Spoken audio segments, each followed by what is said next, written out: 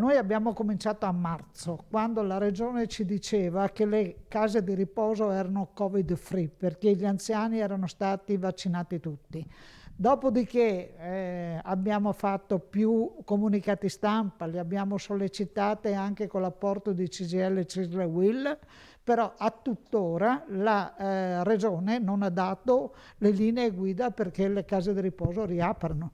E questo è strano, visto che è arrivata prima l'ordinanza nazionale che quelle che erano le linee guida territoriali che l'assessore diceva che avevano già pronte.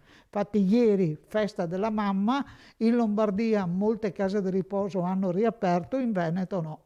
Dopo il via libera del governo, i sindacati dei pensionati del Veneto chiedono alla Regione e alle ULSS di assicurarsi che le linee guida rese note dall'assessore alla sanità Lanzarin in merito alle visite dei familiari nelle case di riposo vengano applicate al più presto, perché, dicono, siamo dubbiosi sull'operato di alcune strutture. Scoprire che addirittura due circolari ministeriali del 30 dicembre e del 4 dicembre avevano dato indicazioni e consentivano insomma, alle regioni di legiferare, di fare una circolare loro, insomma, no? Perché i parenti potessero riabbracciare i loro cari, questo ci mette anche un po' di rabbia.